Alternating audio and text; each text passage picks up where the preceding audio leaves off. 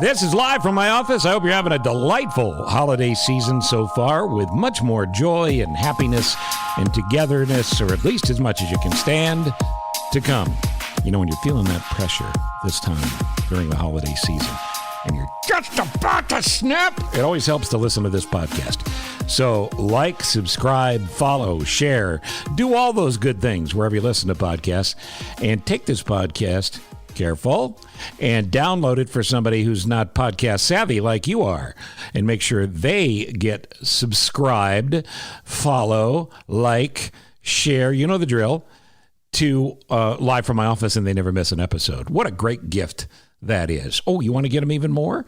Don't forget we're doing New Year's Eve in a special matinee, 3 o'clock at the Rouse Center in Crystal Lake on New Year's Eve. That's December 31st, and boy, it'd be swell if you were there. Tickets are ridiculously reasonably priced. I think they're too cheap, so feel free to throw some money on me at stage when you come to the show. But we're looking forward to seeing you. We're going to have a lot of fun. It's the Men of a Certain Rage. It's Tim Benker. It's John DeCoste. It's Mike Toomey. It's me. It's special guests and special things and prizes to be handed out as well. Thanks to our friends at Apt Electronics, serving people since the Middle Ages. And thank you, Steve Shapiro, for the help with that. That's all you need to know for now, other than what's on this episode. And it's important information from a couple of guys who are too important to be hanging out with me. Dr. Kevin Most will be back. He will tell us everything about Omicron, about the seriousness of Delta, and where we are and where we're going and what's scaring him. But before we do that, we get Senator Dick Durbin. And an update from Senator Durbin. I haven't been on the podcast in a while about everything, including his recent gun summit in Chicago, addressing the violence in the city that he loves, that I love, and hopefully you love as well. So that's all today on this episode, sponsored as always by the title sponsors of Live from My Office. That's David Hochberg, and I just want to say thanks to him during this holiday season as well. 855-56-DAVID or 56david.com. Get on the Team Hochberg team, and you're going to be better for it. 855-56-DAVID or 56david.com. We take a break. We come back.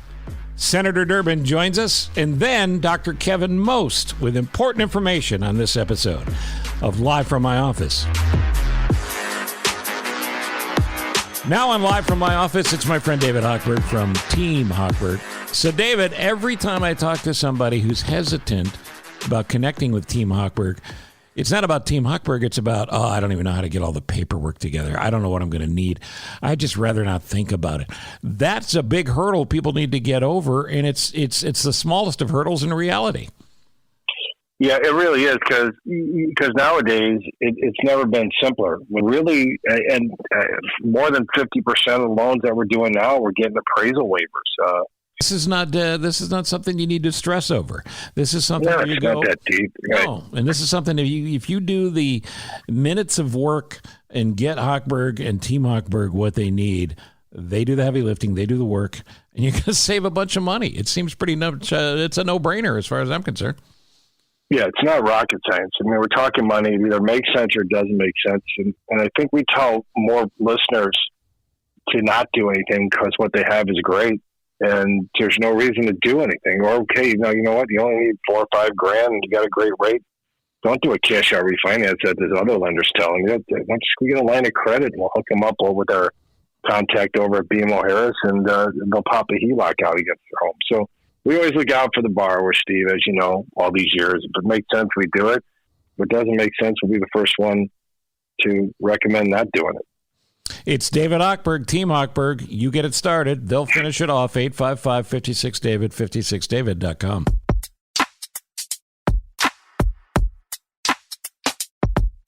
It is a pleasure to welcome back to Live from My Office, Senator Dick Durbin. Merry Christmas to you, sir. Merry Christmas to you, Steve, and your family. I want to jump right in with something you just hosted, for lack of a better word, in Chicago, and it couldn't be a more important topic, and it's violence and guns. Give us a summary of how that hearing went. I thought it was a good hearing, and it was definitely timely. You know, Steve, I'm sure you feel this way, and I do too. It's difficult to have a conversation with anybody that doesn't eventually end up on the issue of personal safety, crime, and what's happening to the great city of Chicago. Yep. As we established yesterday, we're not alone in this gun violence epidemic, but we certainly have a terrible story to tell in terms of the number of people who are being shot and killed in the city of Chicago. And I wanted to have that hearing to find out what the federal people were doing. John Losh, who's the U.S. Attorney for the Northern District, Kristen Detenio, who's the head of the Alcohol, Tobacco, and Firearms Division, Right. Dr. Ari from the Center for Disease Control, and a number of people from the Chicago Crime Lab were all there, not to mention the superintendent of police. So I thought in a couple hours, we covered a lot of ground. The inflow of guns is a huge problem, obviously, and you and I have talked about it for years. I remember a conversation we had probably 5 years ago about the influx of guns from Mississippi. Indiana is a huge problem. Wisconsin.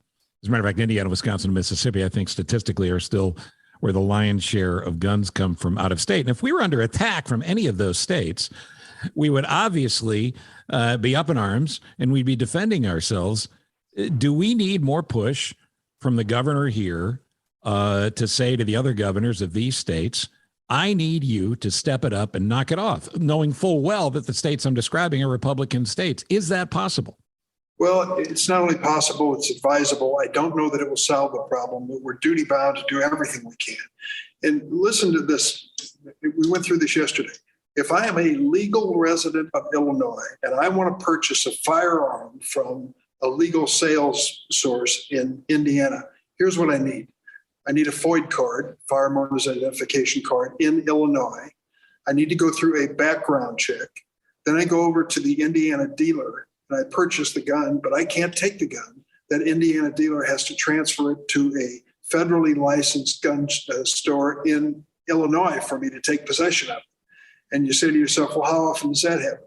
Almost never. Right. You know, the situation is there, many of these are going on at gun shows without any background checks, volume sales. It is a system that may sound good on paper, doesn't work worth a damn when it comes to even having an orderly flow of firearms coming into the state of Illinois. We don't have a gun store in the city of Chicago. We have them in the suburbs, and some of them, unfortunately, are prolific suppliers of guns. Some end up in crime. In Indiana, one that they just came down on just a few weeks ago, 800 different crime guns came out of that gun store in a matter of several years. And that's no accident. They're just not doing their job. Yeah, and it would seem to me that the governor of Indiana, the governor of Wisconsin, the governor of Iowa, which we didn't even mention, and certainly in Mississippi, has some answering to do for that. So I certainly hope J.B. Pritzker makes that an issue in 2022, because it is ridiculous to have a city, a world city like Chicago, be a place where people are afraid to go downtown to have dinner, afraid to do business in the city. And it's going to take a long time to unravel these problems, but they're getting worse every day if we don't have a solution. Steve, Monday night, went to a restaurant downtown and decided to take the 146 bus back to my condo on Michigan Avenue. And it was about 10:15 at night. You would have thought it was the most massive police raid in the history of the city for all the blue lights that were flashing on Michigan Avenue. And when I talked to the mayor about it, she said, honestly, the people in that area were glad to have them. They want the folks to know, everybody to know there's a police presence there. But it really, you know, there was a time when going down Michigan Avenue near Christmas was heartwarming for all the lights for the Christmas. 100%. Yeah. And now it's blue lights, and it reflects the reality of where we are today. Yeah, and let's talk about the police for a second, because I have a lot of friends who are cops, as do you, through the years as well. In my opinion, it's never been harder to be a cop, and part of the reason is, and this cat's out of the bag, we're not going to put the genie back in the bottle, as they say, but when everybody has a phone with a camera on it, you're not picking up the good, hard work that cops do every day. You're picking up the clips that'll go viral of a cop that had to take somebody down hard. We all know who the bad cops are when they're identified. The police, I think, correct me if I'm wrong, are trying to clear out the bad cops because they know it's terrible if they don't. But what do we do about telling these cops, do your job, get out there and do your job? Because policing is an ugly business when they know they could end up on video and lose their job. It's a nationwide phenomena. The percentage decline in arrests in the last year of the Trump administration, so this is not partisan, it was going on then, it's still going on now, the percentage of arrests has declined about 20-25% nationwide. So I asked the superintendent yesterday, tell me about recruiting. Well, we've got some problems. COVID's a problem. And secondly, we've got a morale problem. Our cops have people screaming at them saying that you're killers. Right. And nobody is making an excuse for George Floyd and what happened there. That was terrible. There's no excuse for that. And the policeman involved is paying a heavy price, as he should. But then there's that other element too. I asked the superintendent, what about the incidents of police being fired upon in the city of Chicago? He said it's a record-breaking number. People are shooting at the police now in ways they haven't in the past. So it's a dangerous job. It's a controversial job. Your life is at stake. And we've got to come to grips with that. I couldn't agree with you more. I spoke a couple times yesterday. I went down to the Ella French memorial service at Rita High School in Beverly. Loretta and I went down there to pay our respects. Steve, I have never seen a larger gathering of law enforcement in my life, standing quietly in queue, blocks after blocks after blocks to pass by our casket. And it's a reminder that a wonderful cop like Ella French lost her life to a gangbanger in what was a pretty routine mission that she was sent on. It is a dangerous job. So for good cops, hesitate for a minute and say thanks when you see them, because 100%. They're putting their lives on the line for us. Yeah, and we got several things I want to jump to, and we only have a limited amount of time here. But before we leave the subject of guns, we've also got the problem of guys who are caught by these cops, and they're put through the process, and they're in jail, and they're back in the street in a day or a couple of days. That doesn't help morale, obviously, but more importantly, it adds to the lack of safety, because we see all these people who should be locked up and stay in and are out. What do we do about that? Well, we got to look at it honestly. This notion of requiring a cash bail just was creating a debtor's prison. Tom Dart can really give you a good story on this. Yep. Cook County Jail. I'm driving on an expired license. I'm pulled over. They arrest me and say, you can't drive this car now. You're going to jail, and you're going to have to post a bond. And you say, wait a minute, you take me to jail, I'm going to lose my job. Well, I'm sorry, that's the way that goes.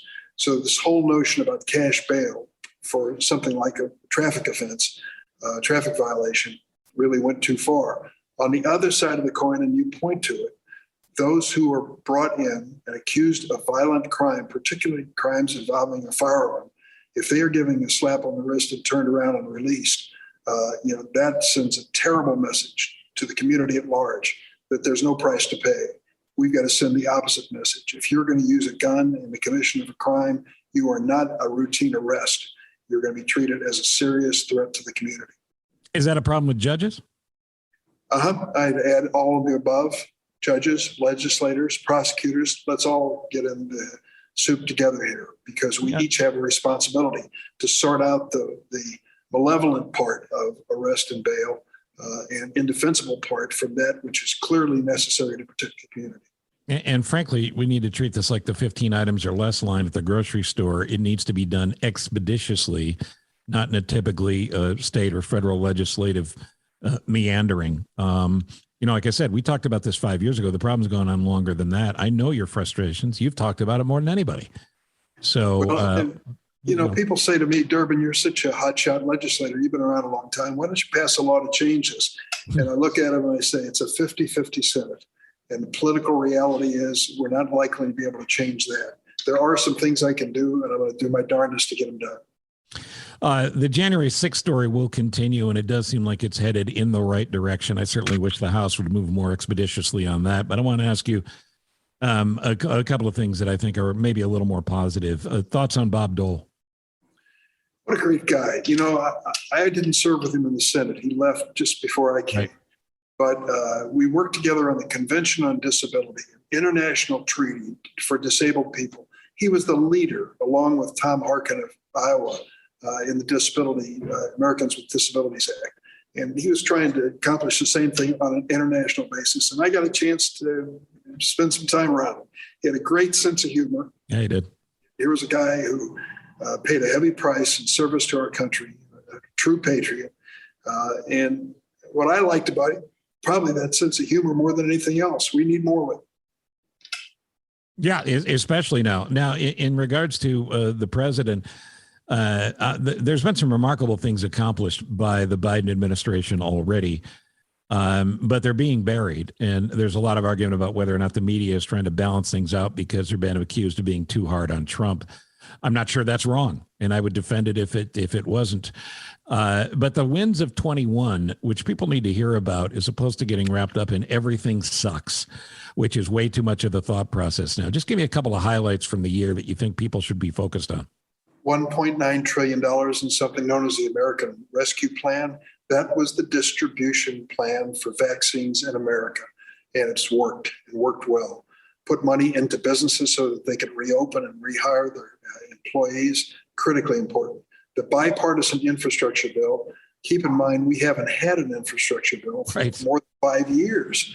This is going to put money into the states and into the cities for highways and bridges and transit and airports and expansion of broadband and put people back to work in good paying jobs. I go by Local 134, the electricians local on the south side of the loop now, and see Don Fenn over there. They've got a charging station in their lot there, and they proudly display it because they want to build thousands of them. And we're going to need it for electric vehicles. That's an investment, a bipartisan investment that's good for the economy.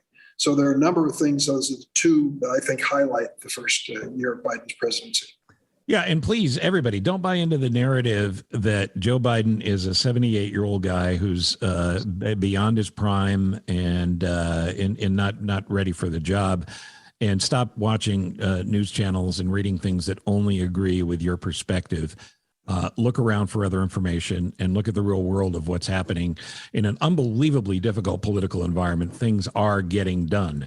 And hopefully faster. So let's leave it at this, being hopeful and optimistic, because there's no downside to the other side. Realism is fine, but I'd like to be more hopeful and optimistic in 2022 and going forward. We need people to stay involved. I always talk to you about this. Get involved in the primary process. You don't vote just in presidential elections. You don't vote just in midterms. If you really don't, you want to not have the conversation, why are we stuck with these people? Why are they the only choices? You have to vote in primaries. Can you add anything to that for me?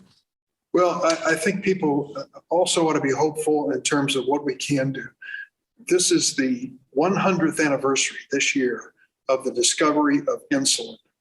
The Canadian doctor who discovered it surrendered the patent to the University of Toronto for $1. He said, this doesn't belong to me, this belongs to everybody. We now have 8 million diabetics in America who are insulin dependent. We have a chance on this Build Back Better bill that we're presently debating to say you'll pay no more than $20 a month for the insulin to keep your son and daughter alive if you have insurance, or 60 tops otherwise. Otherwise, these families are facing $400 to $1,000 a month for insulin. So there are problems that we can and should solve. Don't wring your hands and say they never do anything. We can do things. And I think that's one of the obvious ones that would help a lot of people. Stay involved in politics. If there's one positive legacy of the nightmare of Donald Trump, my words, not yours, it's that he got everybody interested in politics. Use that for good, and let's have a government that works and works for all of us. Senator Durbin, from one fully vaccinated guy to another, I wish you nothing but the happiest of holidays, and I always appreciate your time. Steve, I'm glad to hear your voice on the air again and to be part of your podcast. I hope there'll be another chance in the near future. I hope so as well, and thank you, sir. Thank you, too. Bye-bye. David Hochberg joins me. You run across just about every type of person in the business you're in at Team Hochberg. And a lot of people end up getting the parents home after the parents pass. You just had a story you told me about a woman recently. Tell everybody what happened. Yeah, it's an unbelievable story. The husband and wife lived with the parents for a prolonged period of time because mom and dad had chronic illness, so they moved in and took care of mom and dad. Dad passed away about 5 years ago. Mom passed away 2 years ago. Left the house to the daughter and son-in-law who live with them, who are their caretakers, okay? About 5 years ago, Dad took out a home equity line of credit for the daughter in order the daughter to take care of some finances. So the daughter's been making the payment on the mortgage, no big deal. Mom left daughter and son-in-law the house on the will. They're very nervous that if something happens to them after that, or when they pay that $40,000 that they have left, that the home's not going to be theirs. So when you have a legal entity there, you've got a will and a trust. So long story short, we are in the process of refinancing the $40,000 loan that's costing them $600 a month, which is the equivalent of a $120,000 mortgage in this rate environment. We're going to pay off the $40,000 worth of credit card debt that's costing them $1,600 a month. And we're going to pay off the $30,000 car loan that they just took out that's costing them $800 a month. And we're going to take out another $5,000 to pay off the $5,000 worth of medical bills that the wife had a couple of years ago that they're paying off at $100 a month. You just get Hochberg the information that they need at Team Hochberg, and they will take care of it. And you're going to save money. Yeah. That's what it's about, saving money. David Hochberg and Team Hochberg, 855-56-DAVID or 56david.com. Thank you, sir. Thank you, my friend. As we approach Christmas, it's a good time for me to at least take a moment to say Merry Christmas to one of my great friends in life and a great friend to all of you for all the advice he's handed out through the years and continues to do so. Welcome back, Dr. Mosta, live from my office.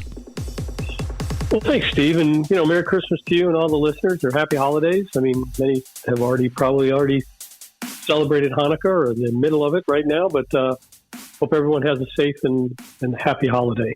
And where will the holidays find you this Christmas season? Back and forth between your North Carolina family and here? Yeah, probably going to spend a little bit of time in North Carolina, have the opportunity to do that. I'm not sure the weather is going to be any better than it is here, but it being in the 60s here this week, it's like, wait, why am I going down there? But yeah, I'll probably spend a little bit of time down there and then get back here in time to get back to work. You and I have been good friends forever, and one of the reasons we stay friends is we never buy gifts for each other. But I was accused of being ridiculously hard to buy for. And then I started thinking about you. What do you need? Can I get you a stethoscope? You got to be impossible to buy for. Well, you know what? It's true, and I don't mean to be difficult, but I also don't need anything. So, right. I mean, I'd prefer if someone said, "Hey, you know what? I was really thinking of you, and I made a donation to Gilda's Club of Chicago, or and something like that in my name." That means a lot more to me than a trinket or something that I probably don't need. Yeah, well, it's a nice touch. And by the way, you mentioned Gilda's Club. We'll talk more about it as far as the push for the end of the year here. But your brother and another good friend of mine, Brad Most, does great work with Gilda's Club. And he, of course, would want Laura Jane Hyde rightfully to get the lion's share of the credit. But, man, what they've been able to do, even during COVID and shutdowns and all the damage that's been done to charitable organizations, God bless them.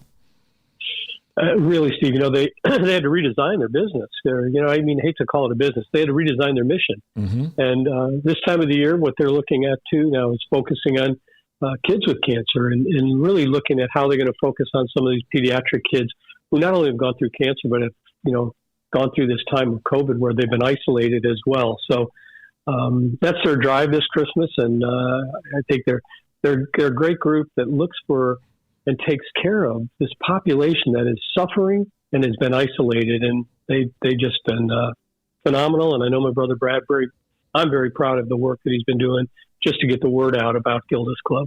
Yeah, and one of the great things they do, and I'd include my friends at Rebecca's Dream in the areas of depression and bipolar disorder support as well. It's so important to have somebody who knows what you're going through and has walked the walk that you can talk to, because that makes all the difference in the world to have someone that knows what you're going through. I mean, the people that love you, that's great, but they don't know exactly what you're going through. And at Gilda's Club, I know they have folks who either are dealing with cancer or who have had cancer, and it's got to be very comforting.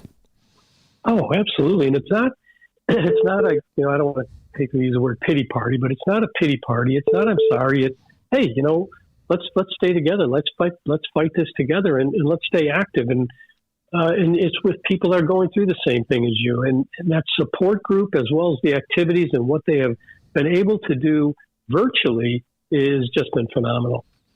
All right, let's talk Omicron here. I asked you a question earlier this morning when we were talking on the phone about the novel coronavirus.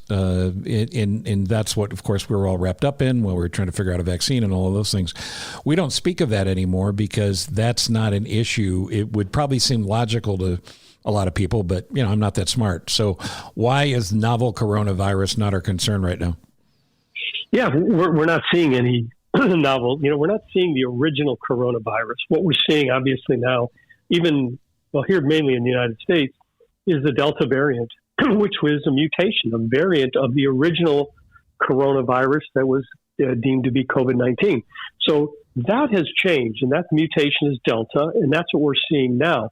So that original strain has kind of been pushed out and forced out because it has not been able to spread as quickly as Delta.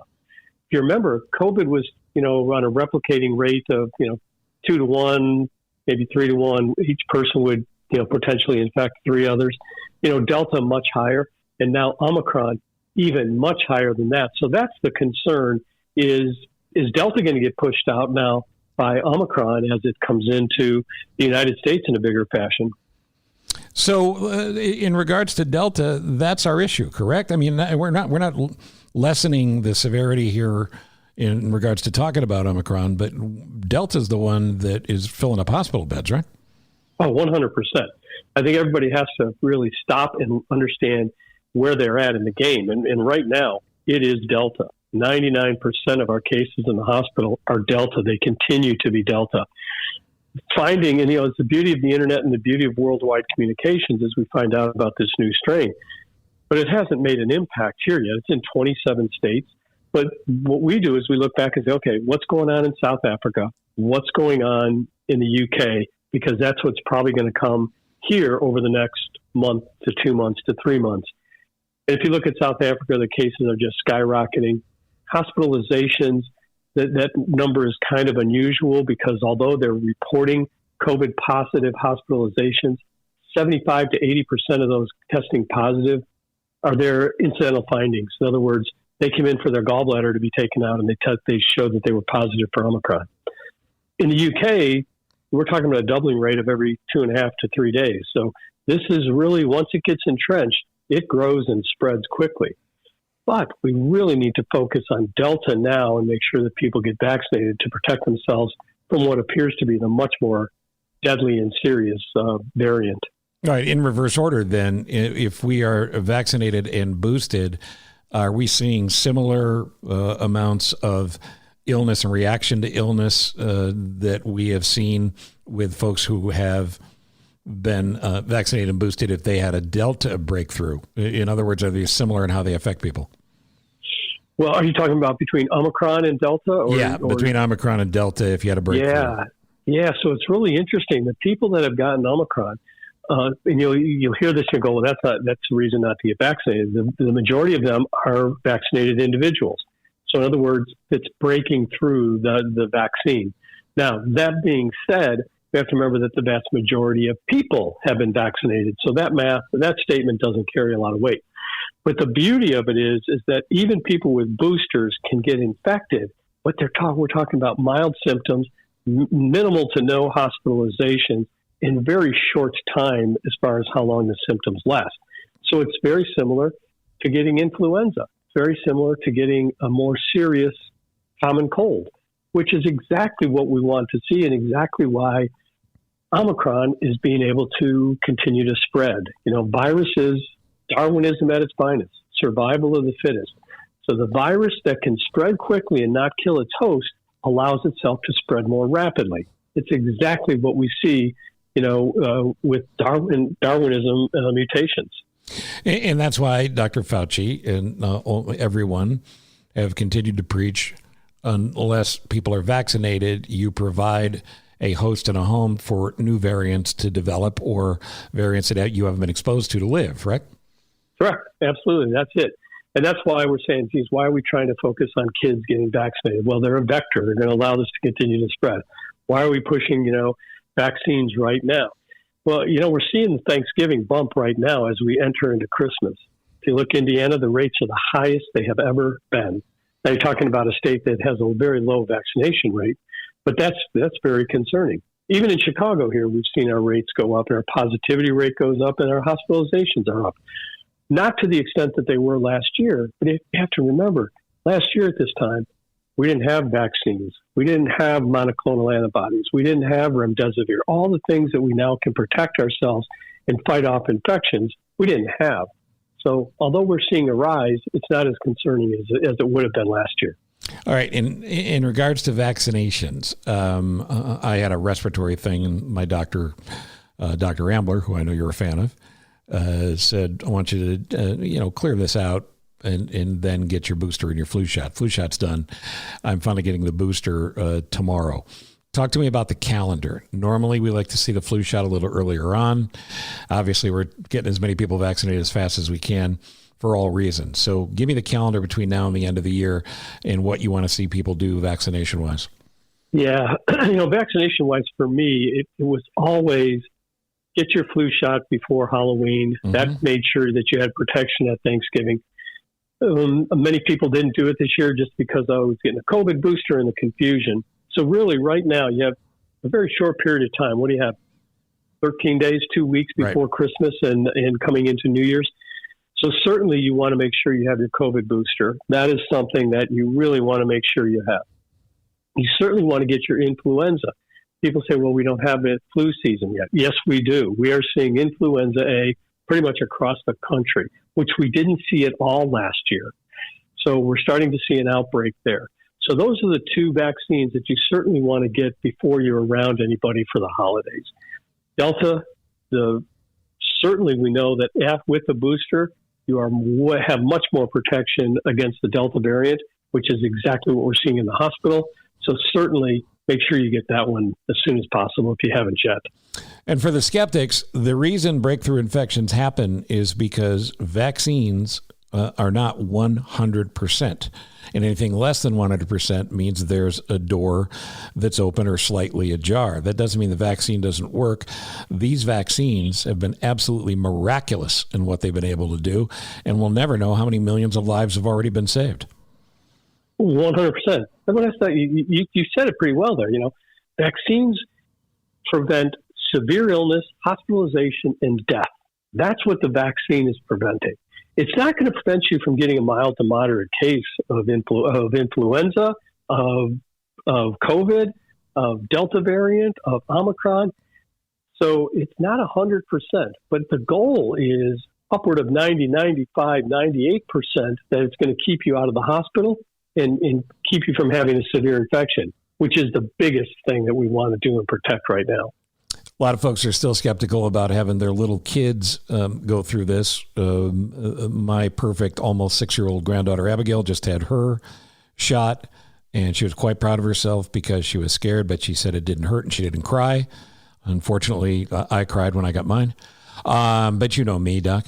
Yep. But what do you want to say to parents of little kids? Yeah, Steve, and this is a countrywide thing. We find it a third. A third went and got their kids vaccinated as quickly as possible. A third are kind of on the fence saying, well, I think I'm going to wait a little bit here. And a third you are not going to give my kid that vaccine, which is difficult. And certainly children do very well with this illness. There are certainly a very small percentage which will get sick, but the vast majority of them do very well with it. And then you say, well, if that's the argument and that's true, why are we vaccinating kids? We have to remember that kids are vectors. So two things happen. It increases the chance of mutations happening, and also it increases the chance that child is going to bring the infection home to an adult, to a grandparent, to someone who's immunocompromised. So our goal with them is to help shut down the spread of this illness and not so much trying to protect children from ending up in the hospital. For people listening, wherever you're listening, around America and around the world, Dr. Most and I both live in the Chicago area. And here in the Chicago area, we've certainly seen numbers that are dramatic and scary, and you deal with them every day. But I was really surprised the other day as I did a little look-see to see that states surrounding Illinois in particular, Missouri, Indiana, Wisconsin, Michigan, and a little further away, Minnesota and Illinois' vaccination rates were pretty good and leading the rest. Florida actually wasn't that far behind Illinois in the total number, but Indiana and Wisconsin and Michigan and Iowa were all in the low 50s. And far below the Florida number. Now, I'm not advocating you go to Florida. The way Florida's been run, in my opinion, is insane. But is that possibly because there's a lot of older folks in Florida who have taken us as seriously as they should? Yep, 100%. If you look at the average age of Florida, obviously a lot of senior living there. And you had a lot of employers who said you must be vaccinated because it's a Disney, it's a hotel, it's a restaurant industry, that they're trying to protect that industry. So you saw companies taking it probably much more serious than the state government did. And then you had a lot of seniors who said, you know what, I trust this and I'm okay with it. And like you said, we have this Midwestern belt where it's unfortunate that, like you said, Indiana, right? They have a 50% vaccination rate. We're talking about South Africa and countries in second and third world nations. Yeah. Correct. That have vaccination rates that are comparable to that. So disappointing, but you're seeing Indiana take its toll. The National Guard is now in Indiana because they don't have enough healthcare workers to take the brunt of what's going on there. And that is sad. And I can tell you, healthcare workers right now are extremely tired. They've put up through this as much as they have, and knowing that you have an opportunity to take a vaccine that will decrease the chance that you're going to be the next one in that ICU bed is exactly what we need for healthcare providers right now. And it's just we've beaten this drum for almost 2 years. It's just not hard. It's not hard to wear a mask. It's not hard to get a shot. And it's not hard to do the right thing, not just for you and your family, but for the community at large. I think back to when you and I were kids growing up. The little school I went to, we marched up on stage. There was a sugar cube that we took for, I don't remember which, and a shot that we got, probably a couple of shots that we got. And we went off stage and we went back out for recess or school or whatever. I don't know if that's because it was relatively close to polio and our parents came from an age where they saw polio eradicated by vaccines. But we need that kind of we're all in attitude, and we're still not there. Yeah, people don't really look at the history of medicine. It's almost like it should be a mandatory class. But you talk about polio, but even look at measles, mumps, rubella. The congenital birth defects from rubella. That's why we check so carefully for rubella in the hospital. You look at diphtheria and the impact that has on newborns. You look at polio. You look at measles and mumps.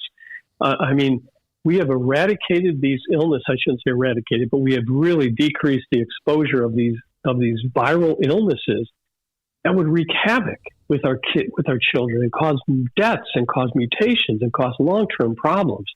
Where is everybody on that? How can you not understand that that's exactly what we're trying to do right now, is to make sure that grandma and grandpa can be there when your daughter walks down the aisle and gets married in 10 years. You want to see your grandchildren grow up. All these things that we can do to prevent the spread of this illness that we know we're going to hit 800,000 deaths. If we haven't already, it's going to be tomorrow or the next day. I'm not sure exactly how many more people need to die before we understand that one way out of this is vaccinations and using good mitigation techniques. And you have mentioned frustrations with the World Health Organization, the CDC at times in messaging. But I think we both agree that the good work they are trying to do and that the Biden administration has shepherded has really changed the course of this thing in a way that maybe even didn't seem possible last November. So, regardless of what your neighbor on Facebook is sending you, the Biden folks are getting it done. 100%. And I'll tell you, it's very interesting.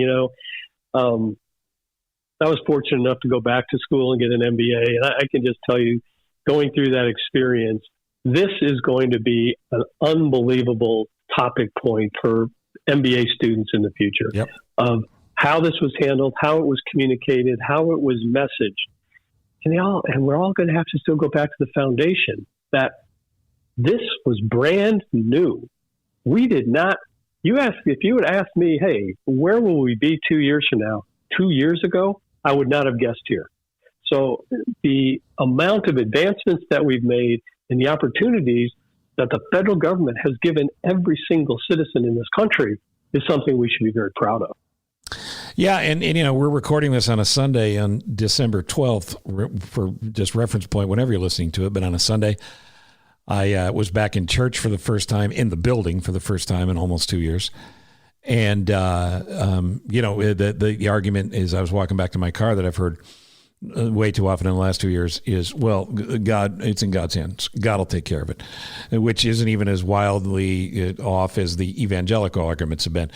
But if you're a Christian, I'm just speaking to Christians here in the season of Christmas, if you believe that God creates things and creates people who are given free will to do good things, the people that created the vaccine that are saving these lives and the doctors and nurses and hospitals that are administrating the care, that's a creation of God if you're a Christian.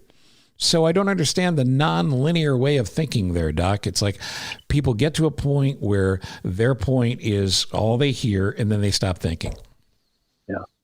Yeah, it's very interesting, that thought process, because like you said, depending on where you stand on your religious spectrum, all right, God gave us all opportunities to become whoever we are.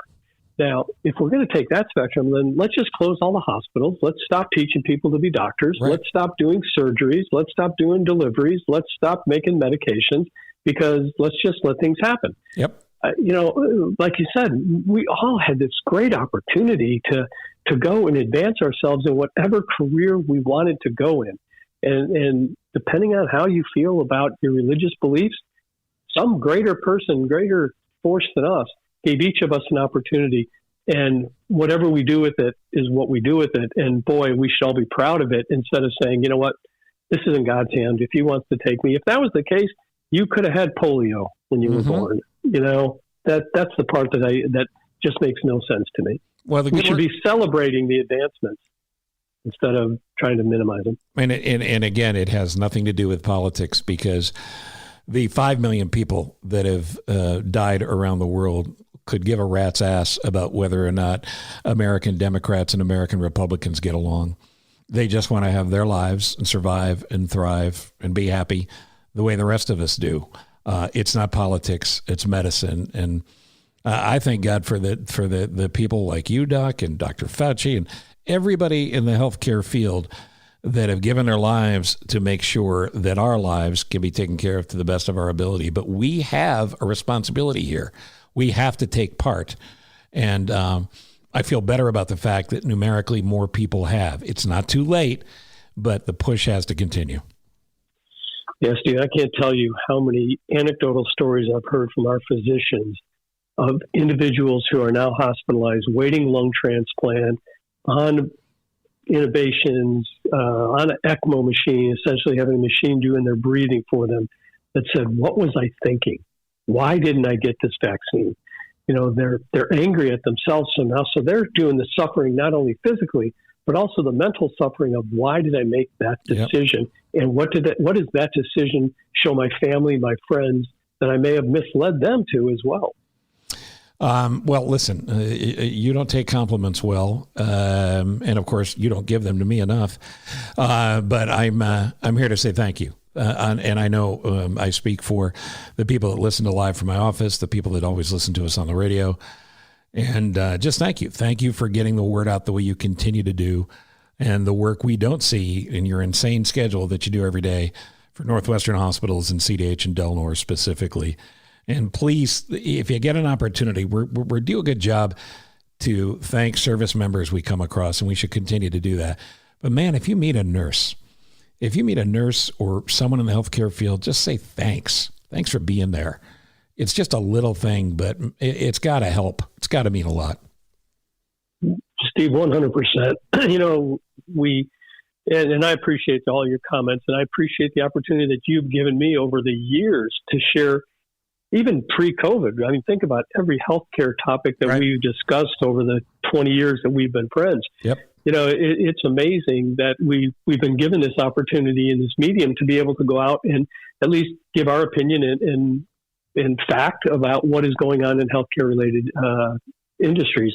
But I think you hit on a very important point here. And I'll tell you, if you're in line at Starbucks and there's a nurse behind you, pay it forward. Yep. Buy her a coffee. Say thank you. See somebody at the gas station. Go in and get them a lottery ticket. You know, just those little things to acknowledge them, because I can tell you, the healthcare providers are getting beat up. We were heroes for that first year. We're no longer heroes right now, and it's a little discouraging, and the staff is just getting squashed. Well, you're all heroes to me. So, again, I'll leave it at that. Thank you, and Merry Christmas, and Happy Holidays for everybody. This, of course, will continue into the new year and beyond. Who knows? I'll probably have to nag Doc for some more information even before the new year. But for now, I hope you have a safe trip back and forth wherever you're traveling, and take care of yourself, because we need you to be healthy. Thank you, Doc. You're welcome, man. Talk to you soon. I want to thank both my guests. Just terrific stuff that I think helps all of us. And that's Senator Durbin and also Dr. Kevin Most. And hopefully you got a lot out of it. And hopefully right now you're just listening to the end before you rush off and make sure you're fully vaccinated and protected so that you too can protect others. The charity worth mentioning this time around, I invite you as always to shoot me an email at thecochranshow@gmail.com. Tell me about a charity that you think I ought to be plugging, and I'm happy to do it. thecochranshow@gmail.com. This one's fairly obvious and easy, and you've been seeing a lot of promotion for this, but if you haven't done it yet, if you text the word Red Cross to 90999, you will contribute $10 through your phone and your carrier to the Red Cross tornado relief efforts, not just in Kentucky, but wherever the deadly tornado of last week hit. Tennessee got battered as well. You can also call 800-RED CROSS. You can go to redcross.org and make donations of any size, but for a simple $10 donation, and it means a lot, text 90999.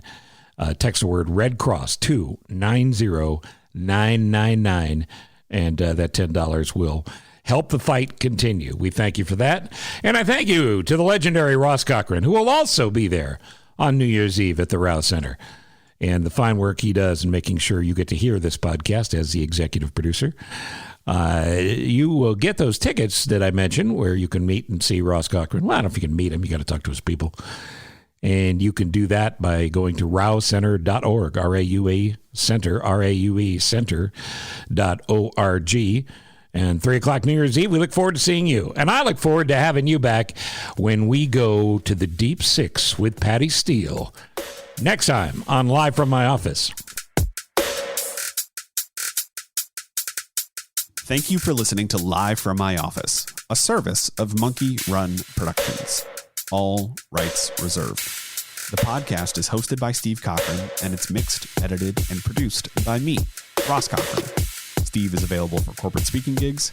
He would love to MC your event, and occasionally, he's funny.